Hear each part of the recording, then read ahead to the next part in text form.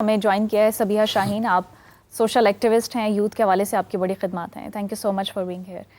तो सबीहा, जैसा कि हमारा आज का टॉपिक जो है वो तालीम और तरबियत का है। तालीम के बारे में हमने काफ़ी डिटेल डिस्कशन की। हमें जो कमी महसूस हुई वो तरबियत के हवाले से थी, और तरबियत का जो बेहतरीन ज़रिया है वो वालिदैन हैं।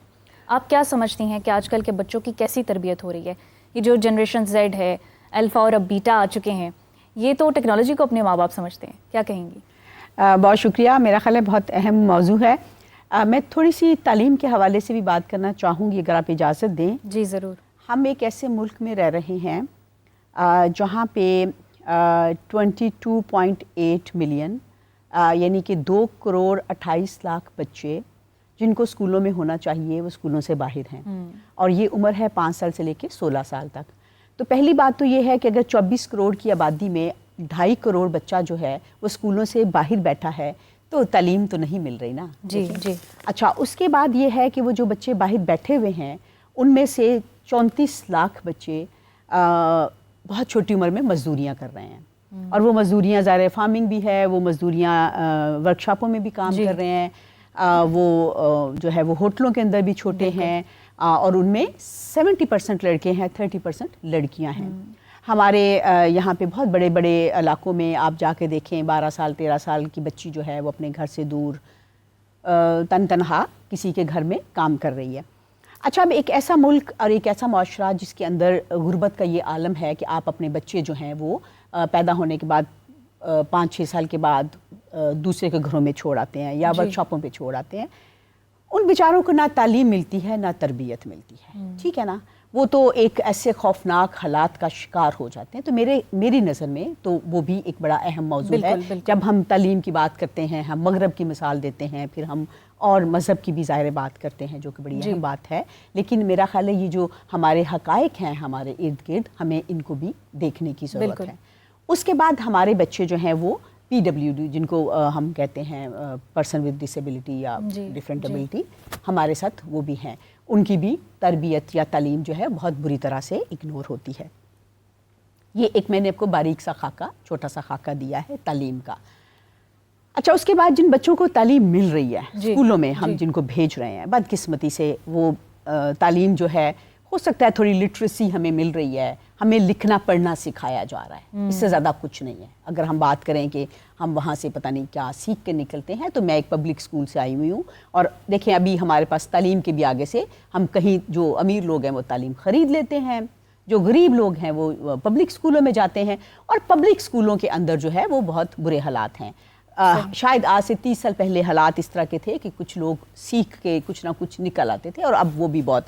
अब एक पब्लिक स्कूल का बच्चा जो है, उसने जब प्राइवेट स्कूल के बच्चे को कम्पीट करना है तो वो एक नामुमकिन नज़र आता है। अच्छा, अब ये तालीम के अंदर जो हमारे 4-5 निज़ाम हैं तालीम के, और लेयर्स हैं और स्टेप्स हैं, अब उसमें भी हम मेरा एक सवाल जो अगला होगा कि हम किन बच्चों की बात कर रहे हैं। क्योंकि देखें, मैं एक यूथ के साथ काम करती हूँ, तो हम बहुत बारीकी में चीज़ों को देखते हैं। मिसाल के तौर पे एक जो 5 साल से लेके 9 साल का बच्चा है वो एक कोहोर्ट है, उसके लिए बिल्कुल ज़रूरियात अलग है। 10 साल से लेके 14 साल के बच्चे की ज़रूरियात बिल्कुल और है, 14 से 19 साल के बच्चे की ज़रूरियात बिल्कुल और है। ये हम बात कर रहे हैं बच्चों की। अगर हम यूथ को शामिल करेंगे, यूथ 15 साल से शुरू होगी, 29 साल तक जाएगी, और उसके भी 5-5 साल के कोहोर्ट बने हुए हैं। हर एज कोहोर्ट जो है, एज ब्रैकेट जो है, उन बच्चों की तालीम में भी ज़रूरत फ़र्क होती है, तरबियत में भी ज़रूरत फ़र्क होती है। उसके बाद हम आ जाएंगे एक और लेयर की तरफ। हमारे, जैसे मैंने पहले कहा कि हमारे पास एक पूरा क्लास सिस्टम है, हमारे पास पूरा एक माशरती निज़ाम के अंदर है। स्पेसिफिकली तरबियत की हम बात करते हैं बच्चों की। जी, अब आपने जेन ज़ी की बात की थी, और आपने कहा जेन ज़ी, ज़ाहिर है एक बड़ा कॉमन एक जॉर्गन है जेन ज़ी। देखिए, मैं यूथ के साथ काम करती हूँ, मैं जेन ज़ी को बहुत डिफेंड करती हूँ। सही, मैं बहुत ऑनेस्ट हूँ, मैं बहुत डिफेंड करती हूँ। हमें जेन ज़ी बहुत, हमें लगता है कि वो बहुत इंडिविजुअलिस्टिक हैं, पहली बात है। दूसरी बात, हमें लगता है कि वो बड़े सेल्फिश हैं। फिर हमें लगता है कि वो जो है बड़ों को जवाब देते हैं। हमें लगता है कि वो टेक्नोलॉजी की पैदावार है। हमें लगता है कि वो उनकी जो पैरामीटर्स हैं वो थोड़े इस तरह के हैं कि वो अपने लिए शायद कुछ और सोचते हैं। अपनी जगह वो ऑनेस्ट हैं। हाँ, मैं इसी तरफ आने वाली थी। लेकिन एक बात है कि वो ऑनेस्ट हैं, वो जो महसूस करते हैं, जो देखते हैं, वो کہتے ہیں. اچھا اب اگر اس کو ہم سمجھتے ہیں بد تہذیبی یا بدتمیزی تو دیکھیں میں اس پہ کچھ نہیں کہہ سکتی. ہمیں ایز معاشرہ, میں اس طرح کی بات کرنا نہیں چاہتی لیکن چونکہ یہ ہمارے ہاں ہوتی ہے, ہم ایز معاشرہ بڑے منافق لوگ ہیں. ہم کہتے ہیں کہ جو نظر آئے وہ اچھا نظر آنا چاہیے, لیکن پیچھے بیک میں جو ہو رہا ہے وہ ہوتا رہے, پتہ نہیں چلنا چاہیے. صحیح. اچھا اب اگر ایک جنریشن آئی ہے جو محسوس کرتی ہے, جو دیکھتی ہے, جو سمجھتی ہے, وہ کہہ دیتی ہے, تو ہم سب کو لگتا ہے کہ یہ ایک عجیب سا ہمارے معاشرے کے اندر ایک انقلاب بھی تو آ گیا نا کہ بھئی اچھا. سوال یہی ہے کہ پھر ایسے بچوں کی تربیت کیسے کی جائے کہ جو آنیسٹلی, اب جو پیرامیٹرز بتائے سبیہ صاحبہ نے کہ وہ ان میں موجود ہیں اور وہ اپنی جگہ پر آنیسٹ ہیں, ایسے میں والدین پر کیا ذمہ داری آتی ہے کہ وہ ان کو ویسے آداب سکھائیں؟ والدین ٹھیک ہو جائیں. سب سے پہلی بات یہ ہے کہ والدین ٹھیک ہو جائیں. سوال جہاں پیدا ہوتا ہے وہ عقل ہوگی تو سوال پیدا ہوگا. جی. بچے میں سوچنے سمجھنے کی صلاحیت ہوگی تو وہ سوال کرے گا. ہماری بدقسمتی یہ ہے کہ ہم غلام رہے ہیں, بچوں کو بھی غلام بنانا چاہتے ہیں. جو بچہ سوال کرتا ہے نا گھر میں, اس کو چومیں, اس کو پیار کریں, وہ لیڈر ہے. ہم دبانے کی کوشش کرتے ہیں, وہ لیڈر ہے, اس کی تربیت بہتر انداز میں کریں. ان بچوں کو دیکھ کے بڑے ٹھیک ہو جائیں, اللہ کرے ان بچوں کو دیکھ کے بڑے ٹھیک ہو جائیں. ٹھیک ہے, اگر اس کی, اور میرا نہیں خیال کہ بچہ بد تہذیبی سے سوال کرتا ہے. اگر میں اس کو کہتا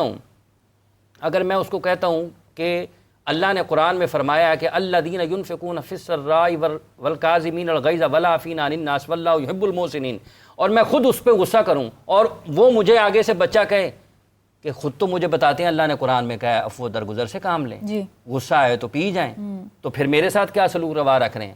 تو میں اس کو بد تہذیبی تو نہیں کہوں گا, میں تو اس کو خدا کی رحمت کہوں گا کہ اللہ کی رحمت ہے وہ مجھے واپس لے آئے شیطان کے راستے پر چلنے سے. تو تربیت بچوں کی نہیں بڑوں کی ضرورت ہے.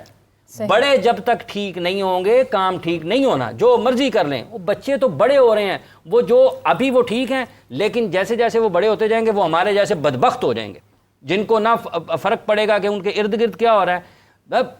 پورے قرآن میں آپ مجھے بتائیں, پورے اسلام میں. صاحب تھوڑی سی امید رکھیں, مجھے لگ رہا ہے یہ جو اگلی جنریشن ہے نا یہ شاید ہمارے جیسی نہ ہو, تھوڑا سا اللہ کرے, اللہ کرے, مجھے یہ لگتا ہے اللہ کرے. لیکن خربوزے کو دیکھ کے نا خربوزہ ہی رنگ پکڑتا ہے. آپ نے صحیح کہا, ایک کہا کلامی کمال بڑی بہت اہم بات کی آپ نے جو پیرنٹس والی کی ہے نا, یہ میرے بڑے دل کے قریب ہے کہ والدین کو. لیکن دیکھیں اب ہم والدین کو بھی شاید اس کا ذمہ دار نہیں ٹھہرا سکتے, کیونکہ ہم نے جو صدیوں سے دیکھا ہمارے والدین نے کیا ہم وہ کر رہے ہیں, جو ہمارے والدین کے والدین نے کیا وہ. سبیہ صاحبہ آج کل کی جنریشن پر یہ قسم کا انہیں مورد الزام ٹھہرایا جاتا ہے کہ یہ سنتے ہیں نہیں ہیں, سننے کو تیار نہیں ہے. تو یہ بات والدین پر بھی آتی ہے کہ والدین بھی تو سنیں نا, انہیں سمجھیں نا.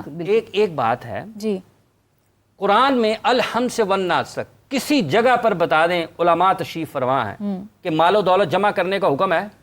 نہیں ہے. کیوں علماء؟ جی نہیں. کیوں ڈاکٹر صاحب؟ قرآن کہتا ہے الہاکم التکاثر حتی زرتم المقابر, تم نے قبروں کا منہ دیکھ لیا, ہلاکت ہے. ہم بچوں کو کیا سکھا رہے ہیں؟ جمع کرنا. بچوں کو تقسیم کرنا سکھائیں. تقسیم اللہ کی صفت ہے. جب جو آپ کے پاس ہوگا آپ تقسیم کریں گے, اس سے زیادہ تعداد میں آپ کے پاس آئے گا. آپ بدتمیزی آپ کے پاس ہے وہ تقسیم کریں گے تو وہ پھیلتی چلے جائے گی. آپ نہ اہل ہیں, نہ اہل لوگوں کو پروموٹ کریں گے, وہ نہ اہل لوگ پھیلتے چلے جائیں گے. اگر آپ کے پاس علم ہے, آپ کے پاس عمل ہے, اگر آپ وہ تقسیم کریں گے وہ پھیلتا چلا جائے گا. تو تربیت کی بڑوں کو ضرورت ہے, اپنی اساس کے اوپر بنیاد کے اوپر آئیں. حافظ صاحب المیہ یہ ہے کہ چلیں آپ جیسا کہ فرما رہے ہیں ایسے 2 ہوں گے 10 ہوں گے, لیکن جب ایسے بچے اپنے والدین کو کہتے ہیں نا کہ آپ یہ ہمیں بتائیں, یہ کیوں نہیں بتاتے, کیوں نہیں آپ تربیت میں شامل کرتے, یہ کوشچن بھی کرتی ہے آج کی جنریشن. تو والدین کہتے ہیں سانو بوتا پتا ہے تینوں نہیں پتا. نہیں کریں نا, میں نے کہا ہے کہ جو بچہ گھر میں سوال کرتا ہے اس سے زیادہ پیار کریں, اس کا زیادہ خیال رکھیں. اس کا دماغ چل رہا ہے, آپ کا نہیں چل رہا نا. تو اگر کم سنی میں, کم عمری میں, 8 9 10 سال کی عمر میں اس کا دماغ چل رہا ہے تو اللہ کا شکر ادا کریں, فوری طور پر سجدہ شکر ادا کریں. دیکھیں آپ ایک بات کو بھول رہے ہیں, آپ کی بات سے میں 200% اتفاق کر رہی ہوں, لیکن دیکھیں ہم ایک بات بھول رہے ہیں, جو ہوتی ہے نا ایک چیز جو صدیوں سے چلی آ رہی ہے, اس کو جب چیلنج کیا جاتا ہے نا تو تکلیف دہ ہوتا ہے. میں خود اس کے حق میں ہوں, بہت بڑی ایڈوکیٹ ہوں ان بچوں کی, لیکن میں والدین کا جو پرسپیکٹیو ہے اس کو بھی سمجھ سکتی ہوں. اس کی وجہ یہ ہے کہ دیکھیں والدین نے یہ دیکھا ہے کہ آپ کا بچہ اگر آپ کو جواب دیتا ہے, آپ صحیح ہیں یا غلط ہے, دیکھیں ہم سکھاتے رہے ہیں, بڑا ہم یہ سکھاتے رہے ہیں کہ والدین کو جواب نہیں دینا.